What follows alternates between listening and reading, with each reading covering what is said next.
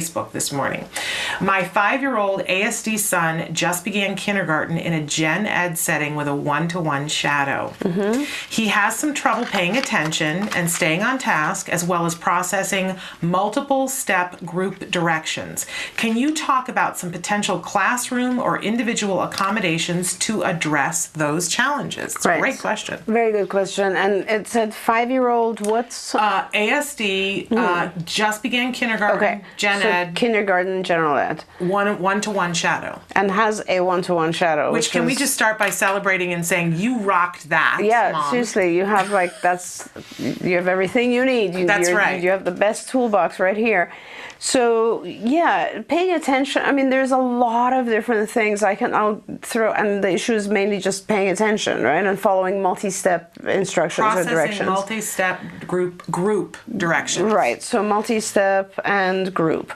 Okay. So I mean, I'll give you some general ideas, but I really suggest that you go on skills and do a full skills assessment, because this is the perfect situation. If you have a 5-year-old in general education, kindergarten, my assumption, and with a one-to-one aid, though my assumption is when my 5-year-olds get to kindergarten and they're in regular ed, they're doing pretty well. They have language deficits and social deficits mainly, but they don't really exhibit a lot of challenging behaviors anymore at this point.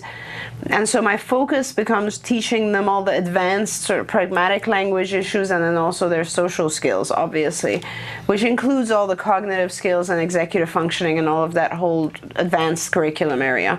So if that's your child, then please go on skillsforautism.com and become a member. Like, you will hugely benefit, because you'll see a curriculum of ideas, essentially lessons and lesson plans and things to teach your child that are specifically for your child, and you'll really benefit. We really have I would say pretty unique curriculum when it comes to the kind of higher functioning kids, 5 to 8.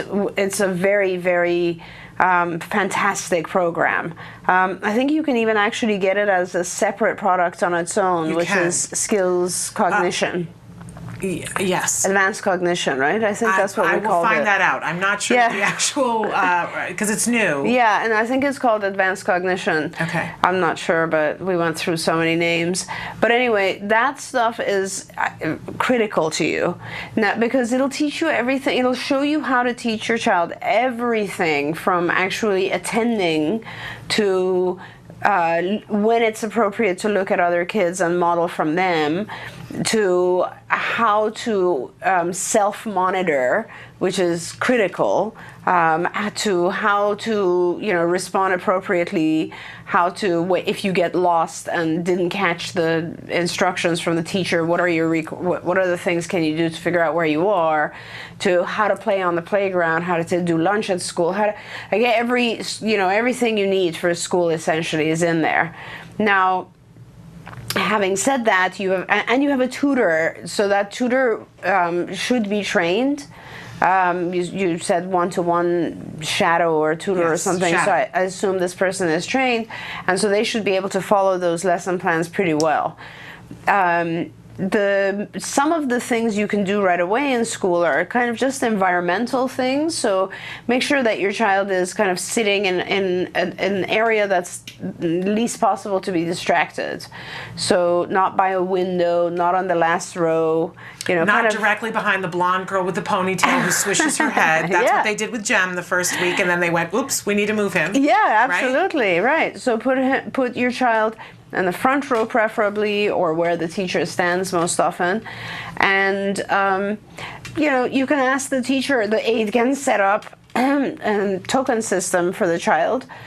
So a very basic. Paying attention, like every time you follow an instruction or complete a task, you get a star, and at the end of the day, X number of stars can get you some form of reward. That's a token economy. If your aide can't do that, then you can have a board-certified behavior analyst produce one for you, or you can also go to IBT, Institute for Behavioral Training, which the website is ibehavioraltraining.com, and on there you'll find actually a module that trains you how to do token economies, and that's really important because token economies are kind of tricky. So you have to do them right. Those are some of the things that you can do to help your child feel more rewarded. Make sure the teacher is working collaboratively with you so that everything is broken down for your child so it's not overwhelming. Make sure your child is allowed things like frequent breaks, a lot of reinforcers for staying on task. Make sure nobody removes your child if they don't stay on task or if they act out, because then you're rewarding that behavior. What else is there in classroom? In terms of multi-step group directions. Right. So multi-step is very easy because it's a shaping procedure. I mean, you basically start with one step and then you go to rotating one steps, different things that are one step, and then you tag on a second step, and you can do it with backward chaining. So you'll have the child you'll model the first step and have the child carry out the second step on their own, and then you'll gradually have the child carry out 2 steps. So that shouldn't be hard, and there's a million different examples of, everything in our curriculum pretty much goes into multi-step. It starts first step, one step, and then multi-step. So some of the, while you take a pause, I just want to point out for them listening that you understand one of the things that when you talk about shaping it, sometimes as parents we go, but I'm not there. And I just want to remind you that you can ask the teacher, what are the multi-step group directions that you give, and you can be working that at home. Yes. We had so much fun doing that at home before kindergarten, that the transition during, they would transition to 4 different groups for circle time, and we would do that. And the whole family would participate, and the therapist would do it. We would do the same thing, that she had a chime that she would ring. So we did we rehearsed what was going to happen in the classroom. And that seems like, that didn't occur to me. Mm-hmm. It seems like, well, why not? But I just want to point out that you can be doing those things at home, and when you give them the opportunity to do it 10 times at home, and then they do it once in the classroom with everybody else, and they see they're successful, it's like ding, ding, ding, ding, ding. And you should do it at home, and thank you for bringing that up, because I keep making the assumption it's one of my kids, which means we've already taught all the multi-step at home. This is the reason that we do so much intervention at home before the child is introduced to school, because school is not necessary. When you're in school, you're supposed to be listening and learning content, like academic content. That's not, a lot of us forget that, and we think that, school is the best place for my child to learn socialization. It's not really. I mean, your child is socializing, obviously, because there are moments of time where they will socialize. And of course, your child is learning things like multi-step instructions in a group, but those are things that your child's supposed to already be familiar with. And when you try to teach it during the classroom setting and the child is trying to learn the content, the academic content, it's a little overwhelming. You're going to miss something. Yeah, so please practice these things at home. Multi-step applies to so many things. Yeah. Everything in real life is multi-step. Mm-hmm. Get your lunchbox and go stand in line. That's 2 steps. Right. Fill out this flyer, and the first section will be one thing and the second section will be another, or you have to read it and circle it, whatever. Everything is multi-step. But so you really need to practice exactly the things your child's having a hard time with at home first. So that's one thing. In terms of group, you have an aid there. When we have aids in the classroom and an instruction is given, the aid, and if the child is not paying attention, then the aid can prompt or model the child to listen at the correct time.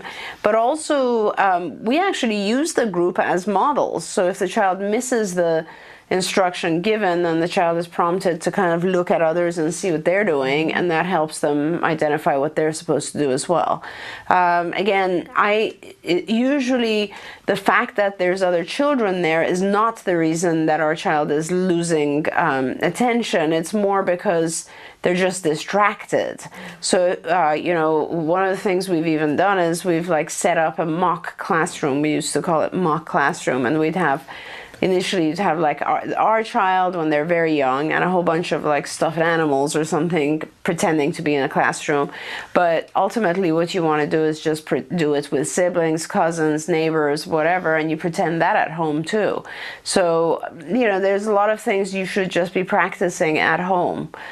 School readiness stuff. Absolutely. Yeah. Absolutely. It's a great question, great answers, great things for you to do. Don't get overwhelmed. No, it's fun. This is fun stuff. It is fun stuff. This is the good stuff when you get to this point, because it's all doable. Absolutely. And when you do work on these things, you're going to see a big jump. And make sure that you have fun when you're rehearsing them. We had a great time playing school, and he thoroughly enjoyed it. So.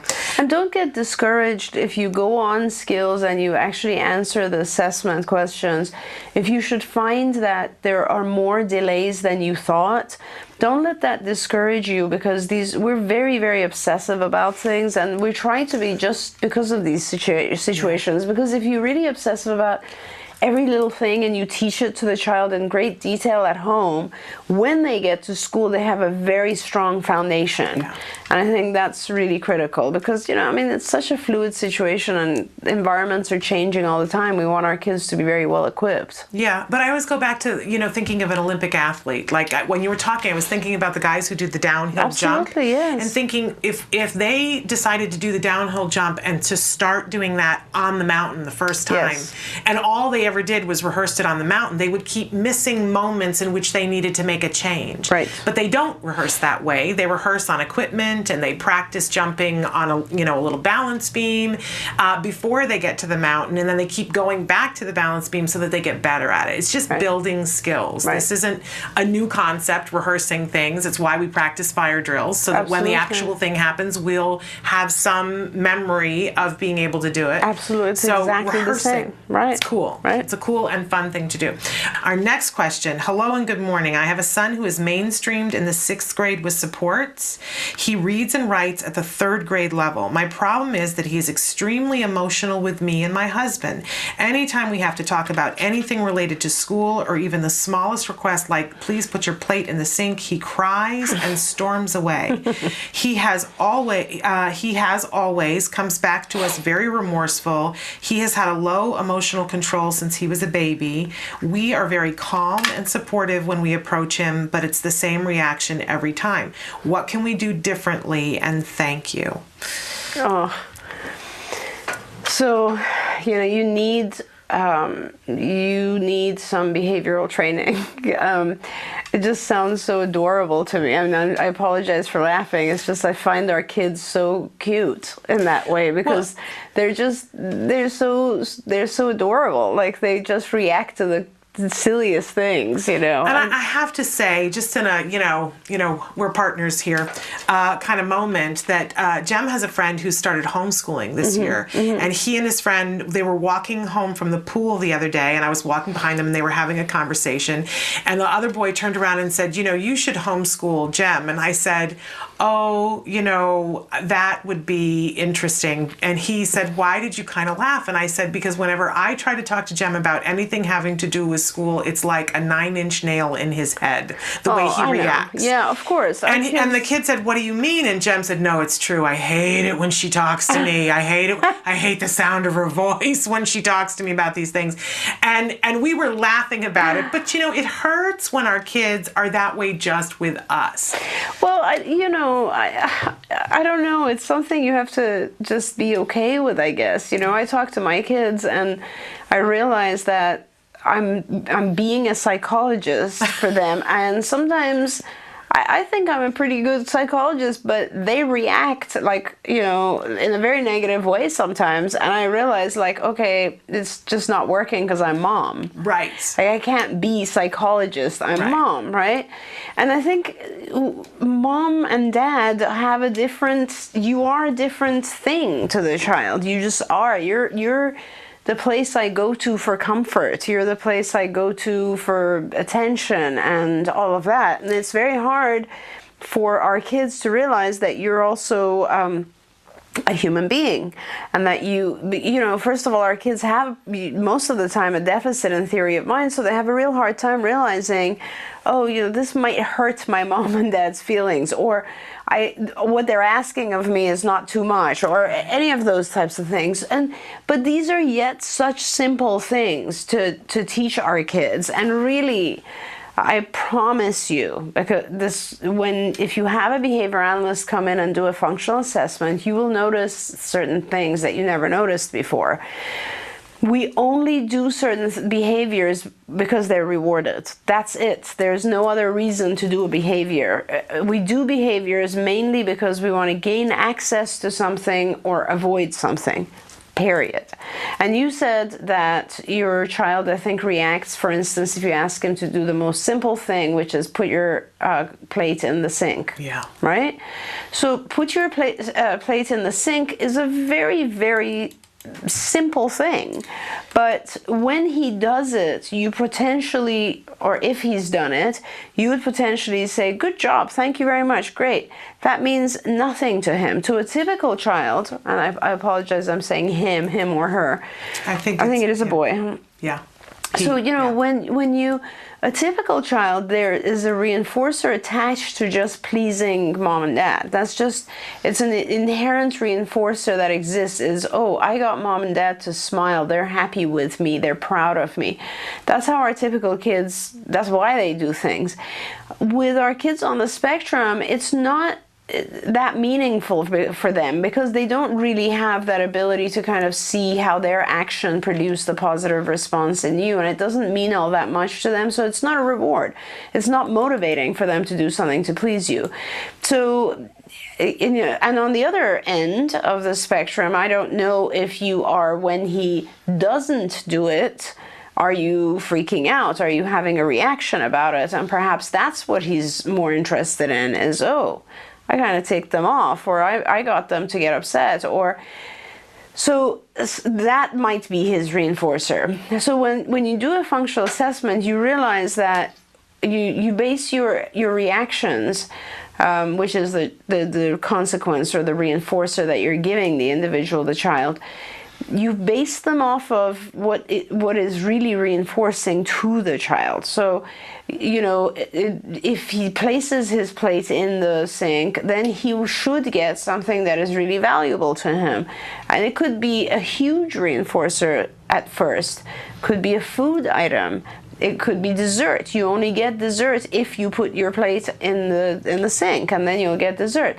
And then you gradually, if you do something that's a large reinforcer, then you gradually reduce the amount of dessert and increase the demand. You always start with a very very small demand and high reward, and then you gradually reverse that, right? And increase the demand and reduce the reward.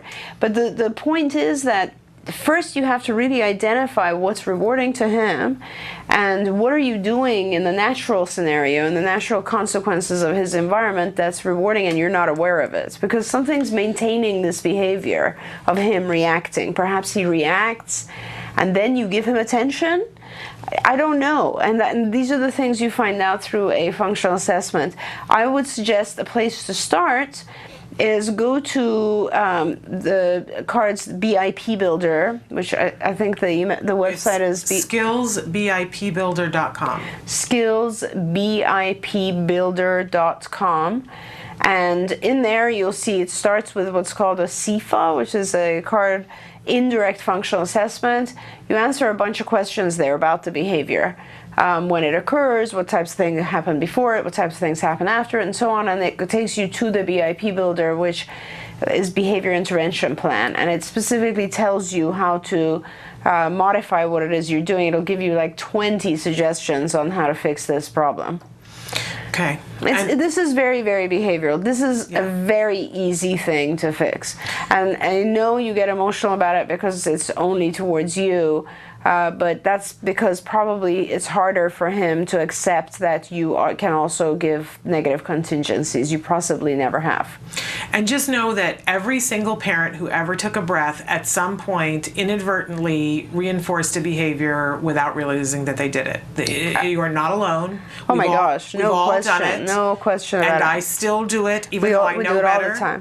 We do it all right? the time, absolutely. So just know that it's not that you've taken the cart off the wheels because you totally don't, this happens. This is just part of what happens. And then we just learn new skills and we do things better, and everything gets better as a result of it. Absolutely. So wonderful. Okay. Great question here. I started a new job caring for an 8-year-old autistic child. He has an extreme case of speech delay. He is in speech therapy as well as many other therapies to help him learn and communicate. Do you have any suggestions that would help me to help him possibly talk more? For example, specific exercises, songs that might encourage his speech development. That's a tough one. I mean, yes, of course, we have a million things that you can do that would increase his speech development. I guess the short answer to this would be go on skills for autism and go into the language curriculum. There's a whole section called pre-verbal, and there's a whole bunch of activities that have to do with just, oral motor exercises to do. And then there's, I don't know, several hundred lessons that just focus on speech and language.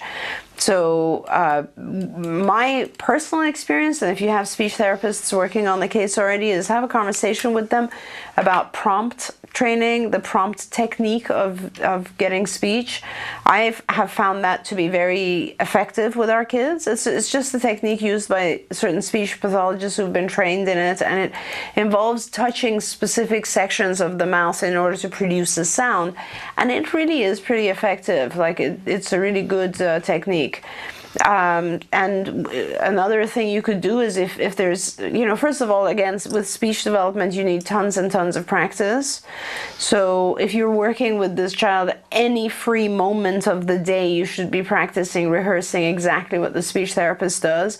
I would hope that this is someone who is getting a lot of ABA as well as speech, because ABA will help the child also develop a lot of language. And my personal feeling is that when people get speech therapy, it's usually 2-3 hours a week max, and it's not enough. Yeah. You need something like 30 hours a week or 20 hours a week of just continued practice. Okay. And you wrote that you started a new job caring for an 8-year-old, and I'm wondering if you've had experience with ABA before. I will just say to you that I'm very slowly doing the RBT and loving it. If you want to learn how to be really effective with this child, you can go to ibehavioraltraining.com. There are so many lessons there.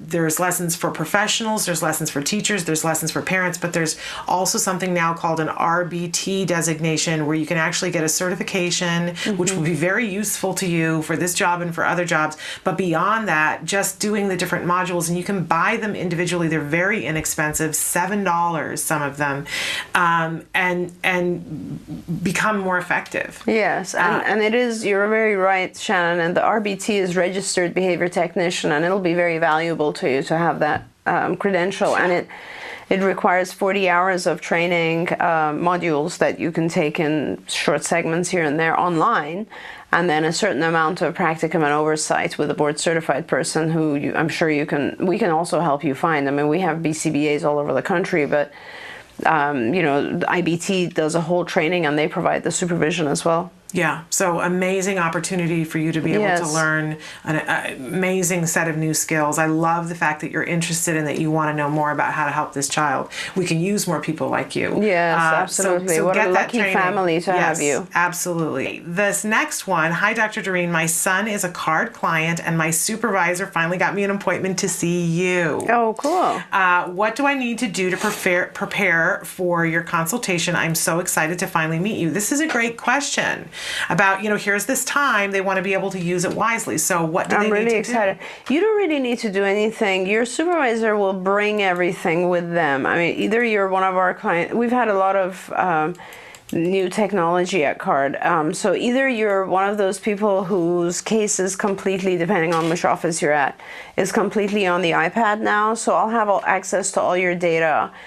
Typically, when a supervisor brings a family, they come and they will also give me a summary report before I see you, and I will have access to all of your behavioral stuff. Now, what would be very helpful is if you could bring medical records when you come to see me, because I'd love to know some medical history, and that's about it. I just need to be able to see reports, medical history, and then your logbook essentially will be on the iPad, or you will bring the logbook. If you're not on the iPad, bring your logbook, because I need to look at that.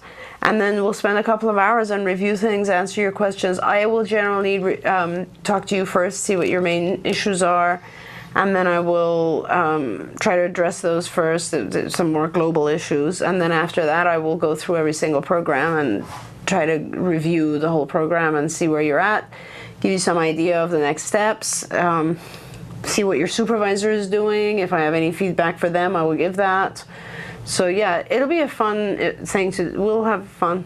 It's always fun for me. And some of the best advice I've ever gotten about anytime you meet with any kind of professional is before you go to write your questions down. Write down your questions. That's so that helpful, because you get nervous or something happens and it distracts you and you think, oh, I forgot to ask about that. How could I have forgotten? That was the most important thing. So I not only write my questions out, but then I rearrange them in terms of the priority of what I want answered the most, what I'm the most concerned about.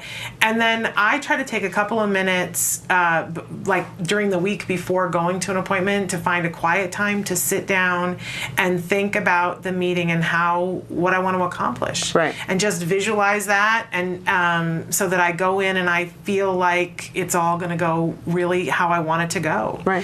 And the truth is that when I do that, when I take the time, and I do this before an IEP meeting too, is I try to sit down and just take a quiet moment and visualize going in, because sometimes you feel like, in an IEP meeting especially, you feel like, oh, I'm worried about this, and what if this happens, and with you it's all going to be just fun and light and whatever. Yeah. But they will be nervous, I'm sure. The first time I met you, I was so nervous you could have bounced a quarter off my head. No, it's really fun. I enjoy it. I mean, sometimes parents are in a tough place. Yeah. And obviously it's not a fun thing, but I'll, hopefully, I don't, my meetings are always positive. Yes. I mean, I'll help or we'll have fun. Yeah. And so enjoy it. But, when you take that time to kind of be centered about what do I hope to achieve, right? Then no matter what happens, you know why you're there. Right. And that's always a helpful thing. I mean, and that also goes to the other question where the family had written about being in one of our East Coast offices. Yes. I really just want to be able to connect with that family in order to be able to help with whatever issues they're having. Yeah. Because, that it's sort of more of an operational type question about card, and I don't want to ignore it by any means, but I want to know what's going on with you so that I can help. Okay, we like that. I'm going to move on to the next question. Hi, Shannon and Dr. Doreen. My 13-year-old covers his ears when he's nervous. Not necessarily sound related. He's anxious of unexpected on-off sounds. He covers his ears for fear of hearing no to a question, or he thinks we caught him doing something. More recently, he was fine hearing a streetcar bell until I pointed to the streetcar as a novelty. We were in a part of town we don't usually go to. Why do you think he does this, and how do we help him? Thank you. It's so great to learn about autism and laugh at the same time. We have to laugh. I mean, it's just a requirement, right? It is. Can't lose the sense of humor. It is. All right. So what can we do to help him? Yeah, I mean, I think you probably got it right in the sense that it is probably the startle reaction to a sound coming on or off. And it could also be just lack of control over the sound, and it could also be unfamiliarity with what the sound is. So if you hear a sound that is a familiar sound, you'll immediately be able to place it in terms of what it is. It might startle you, but you'll be able to place, oh, okay, this is the sound of, even if it's something unusual. So if it's a usual sound, like let's say my phone ringing, okay, that's nothing, because I know the sound immediately, I'll recognize it and it won't startle me and I'll be fine with it, and I know what to do about it. If it's an unusual sound, it startles me to some extent, but then I kind of know how to handle it, like let's say a fire alarm. Okay. Now, if it's a very unusual sound, like, so let's say in California you hear something like, the sirens for tornadoes, right? You've heard those. Yes. You wouldn't even know what to do with it, and you'll stay in panic mode for a while, right? It's kind of like, what the hell is this? I wouldn't have known if I hadn't experienced it in Oklahoma. I wouldn't have known what this is, right? And so you basically, the more familiar you are, the better it is. Now, in general, if you are in control of it, you will have much, much better reaction to it. So, for instance, perhaps practice that. Perhaps give him items like whatever it might be, a timer, buzzer, whatever, things where he can control the onset and offset of the sound. So control always reduces problems. And then beware of your own reaction to it, because if he does this and then you start to, oh, don't do that or whatever, you might be giving attention to something that is increasing just because of the attention factor. In other words, he realizes that whenever he does that, you attend to him. In which case, if that's the case, then you would want to ignore it completely and just, walk away when he does that, very simply. So those are just some suggestions. But again, when it's a specific behavior that you want to deal with, I really do recommend that you also go to skillsbipbuilder.com, and there you do the CFA, the indirect functional assessments we have there. That's where all these questions will be asked, like when does he do it? What do you do when he does it? Under what circumstances? All this sort of bunch of questions, and then it'll give you some possible reasons. And then once you know the reason, it's very easy to pick the behavioral intervention that deals with it. In my personal experience, most of the time it's a combination of things. So there is a startle factor, there's a sound sensitivity factor to some extent, and then a lot of times there's a getting attention factor. Okay. This next question, which is so interesting to me. How do you explain social norm to our kids? Yeah. When my son was 7, he was flapping in public. We told him quiet hands. He asked why, and we told him that no one else around is flapping. He then said, why don't we ask the other people to flap? He made a really good point, and I was speechless. He is now 13, and we need guidance of how to tell him about his social awkwardness without hurting his feelings. He is nervous and self-conscious. Thank you. I look forward to your shows every day. I love this question. It's a fabulous question, and your child is ridiculously high functioning, and that is so intelligent. What an amazing thing to say. Yeah. And you are very intelligent, because the way you're looking at it is unique, and it is true. I mean, it's very, very hard to define social norms, because also they change, right? I mean, if you look at when our parents grew up, or even when we were very young, certain things were just not acceptable as social norms. For instance, two men walking hand in hand and kissing would be extremely unacceptable 50 years ago, right? Or even 40 or even 30. But now, as our children grow up, it is completely acceptable. It is totally norm, right? So social norms change.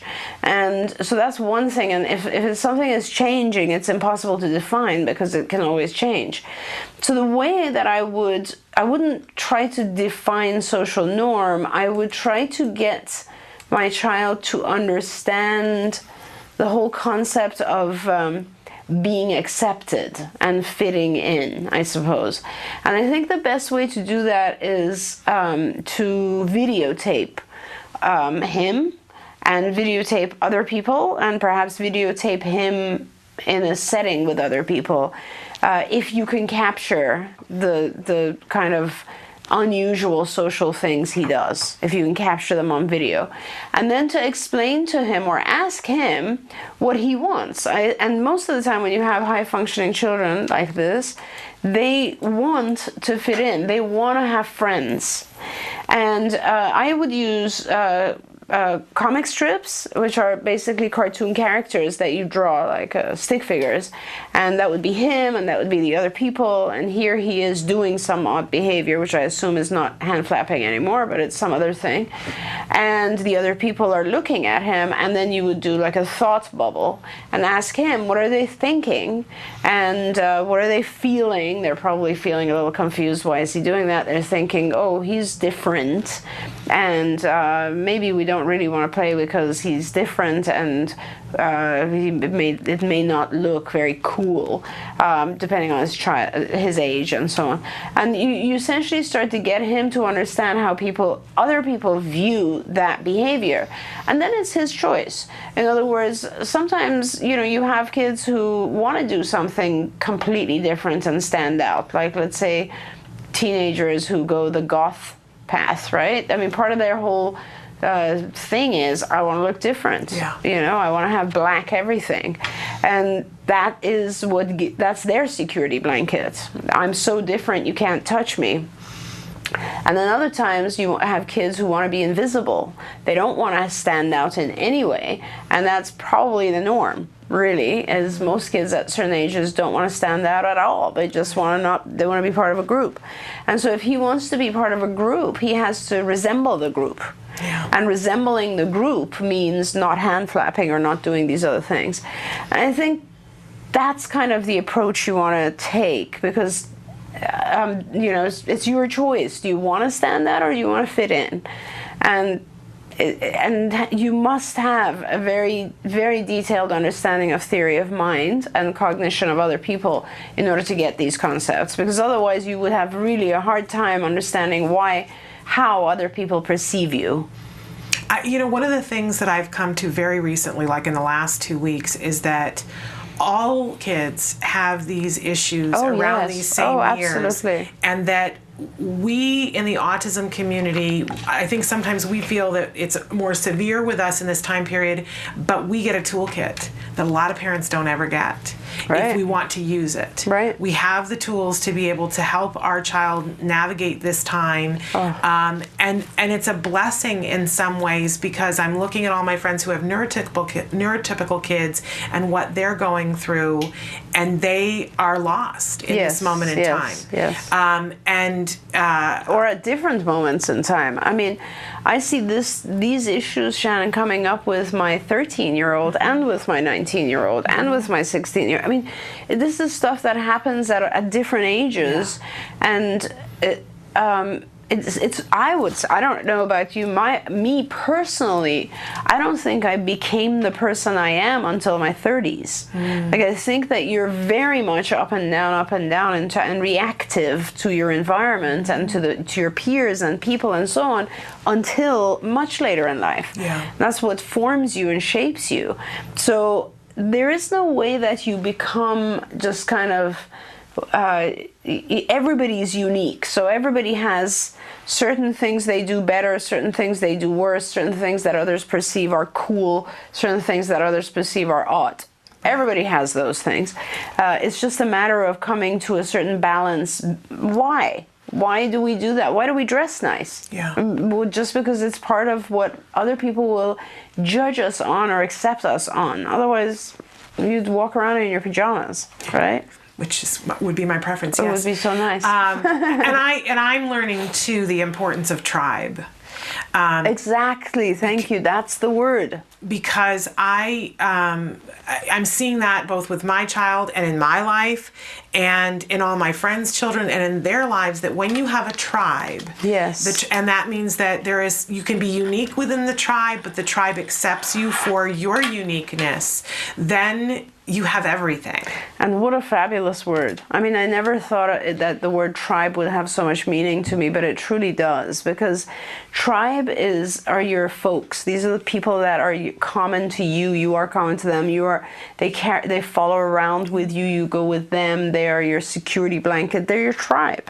Do you know who gave me that word in this context? Was Eustacia Cutler, who is Temple Grandin's, Dr. Temple Grandin's mother. And because I said to her in a recent interview, I said, what do you think? You were so far ahead of your time with what you did with Temple. What do you think you did that changed things and you were so successful? And she said, I will tell you, I think it was the moment in time in which I had her, because it was right after World War II, and she said it was a time when women allowed each other to get closer because our men had just come back from war, and all of our kids were all of our kids. And she said there were so many women in our community who took Temple in to their homes and forced their children to socialize with her, even though she was different and they didn't know what it was, because we were a tribe. It's so true. It's so true. And having a tribe is so amazing. Like, it's just incredible. I see that with my husband's family. You know, his family is so large that they're a tribe of 40 people, and it's so incredible. It just really is. Talk about sharing children. Oh, yeah. You know, like everyone is all at each other's place, and it's a tribe. Yeah. Well, I don't think I had found my tribe until I was in the autism community, and now I have found my tribe. And that's such an amazing tribe. It really is. And my favorite tribe ever. I'm glad I'm here. Absolutely. Right? I mean, it's just... Yeah.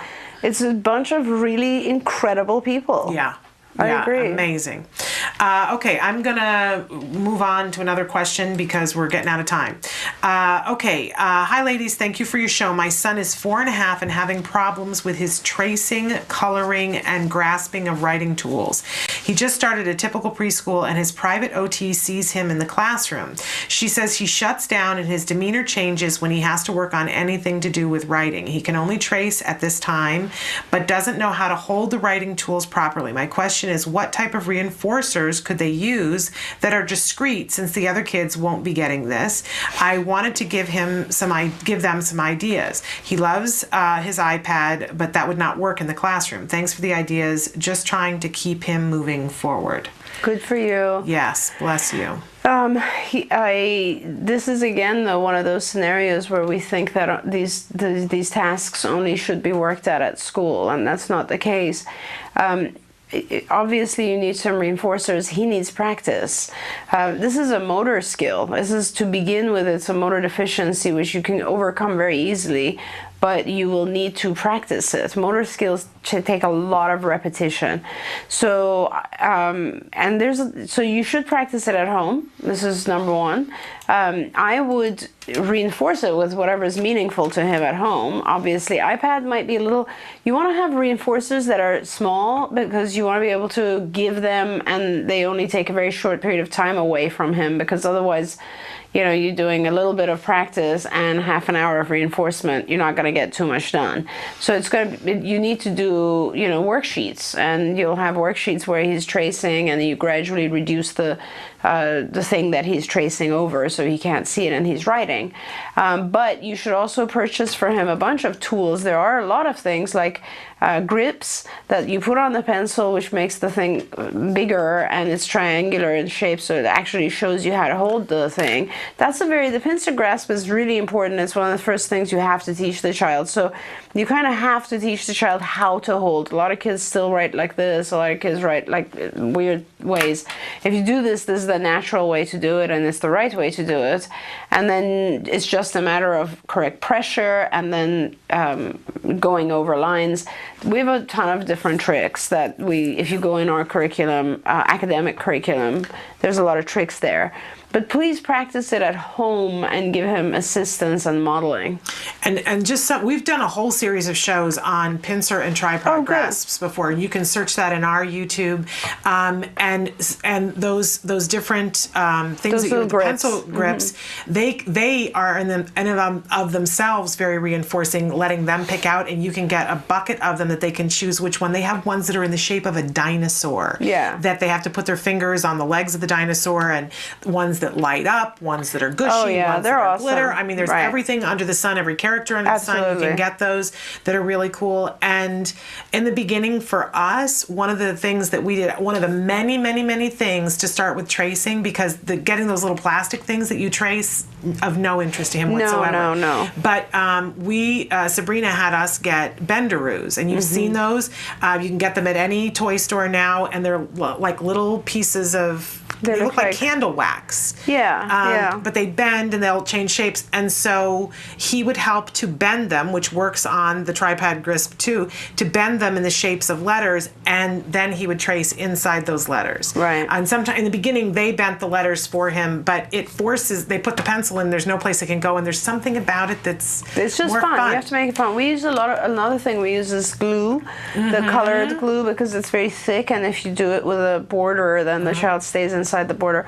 But I mean, you have to make it fun, and again, it's a motor skill, so it requires repetition. Yeah. So, but make that as fun as you possibly can, and work your way up to other things. It happens, and it takes time, but it actually, when you look back, you'll go, oh, that didn't take so long. Yeah. Okay. So somebody says, hi, I live in Cornelius, Oregon. Can I get my son's services from card here? Many thanks.